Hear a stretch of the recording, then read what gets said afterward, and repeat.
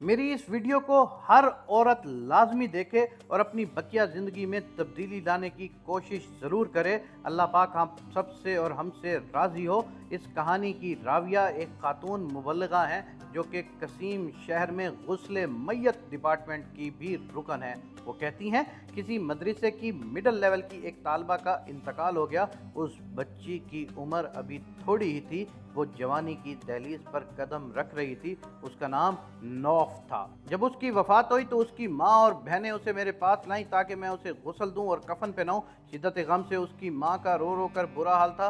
वो अपनी बेटी से चिमटी हुई थी और उससे जुदा होने का नाम ही नहीं ले रही थी। मैंने बड़ी मुश्किल से उसे अलहदा किया और गुस्ल खाने का दरवाज़ा बंद कर दिया ताकि उसे अच्छे तरीके से गुस्ल दे सकूं। मैंने जब उसके चेहरे से कपड़ा हटाया तो मैं शशदर रह गई। अल्लाह की कसम, उसके चेहरे से नूर की शुआएं जैसे उठ रही थी, जैसे नजफ की खूब तेज़ रोशनी हो। मैंने उसके नूरानी चेहरे की ताबानी देखकर विरताए हैरत में डूब गई। मेरे पास गुस्ल के लिए जो भी लड़कियां लाई जाती थी उनमें कुछ नॉर्मल कैफियत में होती, किसी का चेहरा मुरझाया हुआ होता और बाद से नागवार बू महसूस होती थी, मगर इस लड़की का मामला उलट था। इसका चेहरा तो रोशनी से दमक रहा था।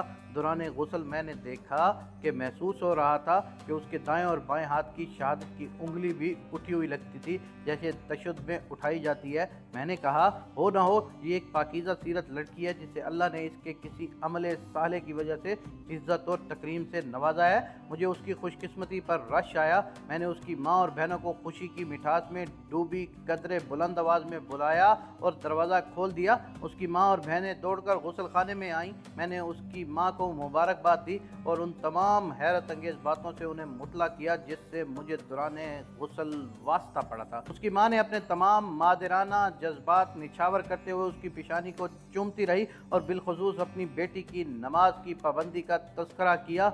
2 दिन बाद उसकी माँ ने मुझे बुलाया।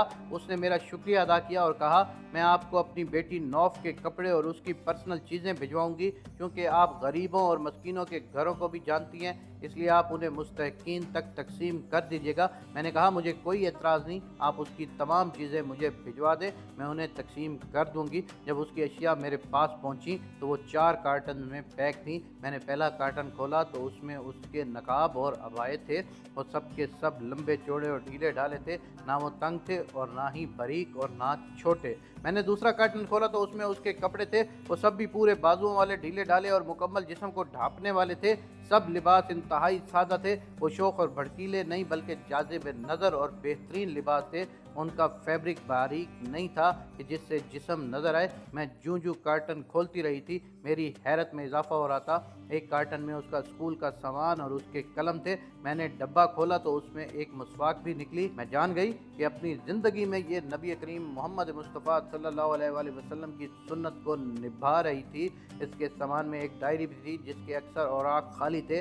राविया कहती हैं, कार्टन बंद करने के बाद मेरे दिल और फिर ईमान की कैफियत में अचानक एक तगय्युर बपा हो गया और मैंने ज़िंदगी के इख्तिताम पर नेकी और दुनियादारी में किसी एक अंजाम और रास्ते को अपनाने का अज़म और जज्बा महसूस किया। मैं जल्दी से अपनी कपड़ों वाली अलमारी की तरफ गई। मैंने उसे खोला और तमाम कपड़े निकालकर बाहर फेंके जो तंग थे या बारीक थे या छोटे बाजुओं वाले थे। मैंने उसी लम्हे अपने आप से वादा किया कि मैं आज के बाद हया और हजाब कायम रखने वाली कपड़े पहना करूँगी जैसे नौफ पहना करती है। मैंने उसकी डायरी को अपने पास रख लिया कि मैं उसमें से अपने लेक्चर लिखा करूँगी जो मरूमा नौफ के लिए सदक़े जारिया बन जाएंगे। वो मुबल्लिगा कहती हैं, मैंने उम्मे कौफ को फ़ोन किया और उसे मॉडर्निज़म के दौर में भी अपनी बेटी को मुकम्मल इस्लामी लिबास पहनाने पर मुबारकबाद दी। उसकी माँ ने कहा, उसके अंदर एक और भी मुमताज़ खूबी थी कि उसका दिल हर वक्त नमाज से लगा रहता था। जो ही मुअज्जिन आज़ान देता वो तमाम काम काज छोड़कर फ़ौरन अपने रब के सामने सरबा सजूद हो जाती। अल्लाह नौफ और उस तमाम औरतों पर रहम फरमाए जिन्होंने ज़माने के चलन की परवाह ना करते हुए